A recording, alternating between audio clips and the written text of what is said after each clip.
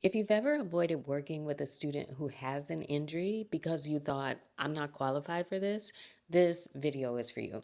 I'm Monica, and I help yoga teachers transform imposter syndrome into confidence when working with students who have pain and injuries. In this video, I'm going to break down the 5 specific thoughts that keep yoga teachers feeling like they can't help these students and how to reframe every single one of those thoughts. These are not just random limiting beliefs. These are the thoughts that I hear from teachers every single day, and they're keeping you from serving students who genuinely need what you have to offer. So let me walk you through the 5 thoughts that keep teachers stuck and feeling like you can't help these students, and then I'll give you the reframe for each one. The first thought is, I'm not a physical therapist.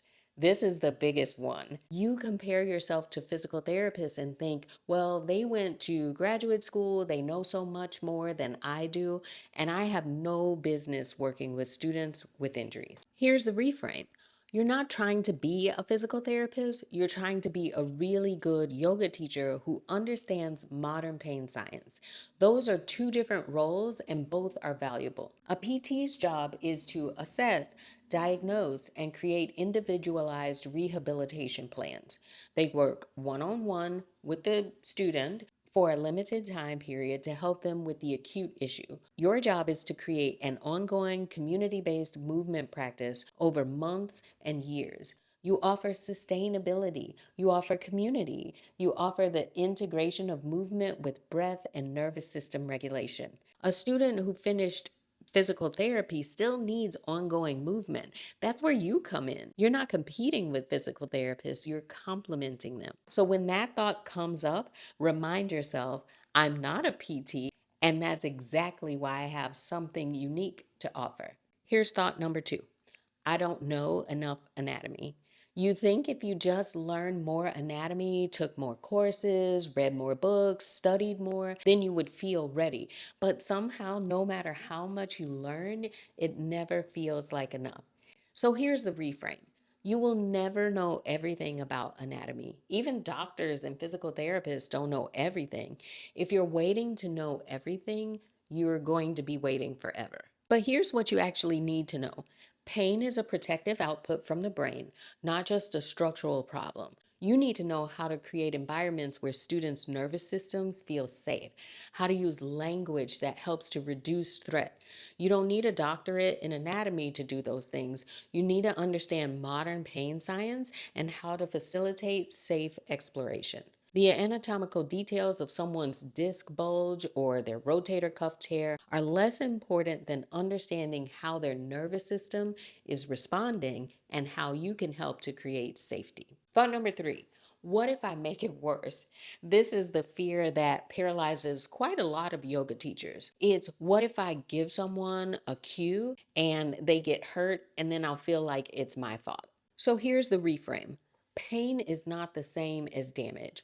Someone can experience pain during a movement without damaging tissue. Their nervous system might be protective, it might perceive threat, and it might produce pain as a warning. Your job isn't to ensure that no one ever feels discomfort. That's impossible to do. But your job is to create environments where students can safely explore movement, where they have autonomy to make choices, and where pain is treated as information.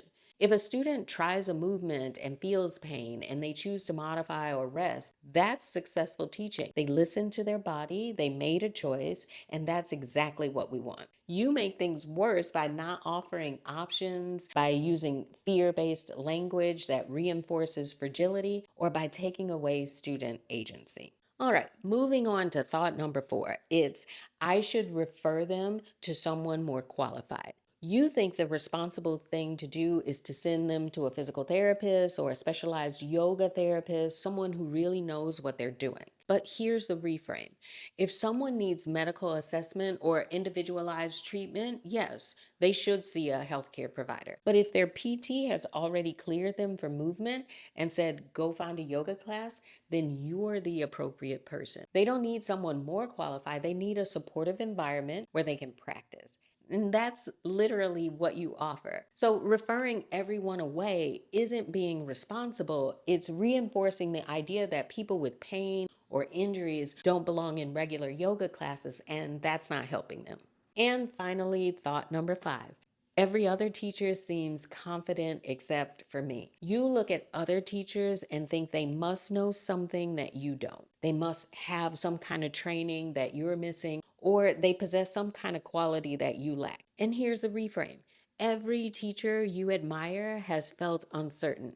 Every confident teacher has made mistakes. The difference isn't that they were born knowing everything, it's that they started before they felt ready and they learned through doing. They learned through practicing. The teachers who are great with injured students aren't the ones who know the most. They're the ones who are comfortable saying, I don't know, and let's figure this out together. They're facilitators, they're not fixers. You don't need to be an expert who knows everything. You need to be their guide who helps to create safety and invites movement exploration. So, those are the 5 thoughts, and here's what I want you to understand. These thoughts aren't truth. They're imposter syndrome. And imposter syndrome is lying to you. The truth is, you have something valuable to offer. You already have what it takes. You just need to trust yourself to start.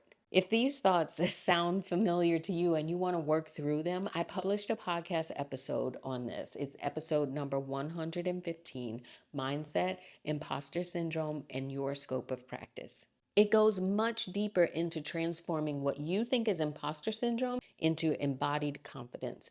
I'll link it in the description. I also have a workshop within your scope that helps you get crystal clear on what actually your role is versus what it's not. It directly addresses these limiting beliefs and helps you shift your mindset. You can find that on my website at enhance-body.com/within your scope workshop. I'll also link it below. And if you're ready to go all in on this transformation, my teaching students with injuries mentorship is 6 months of working on both the knowledge and the mindset shifts you need to feel genuinely confident. More info on that in the description. And if this resonated with you, subscribe to this channel for more evidence-based teaching strategies.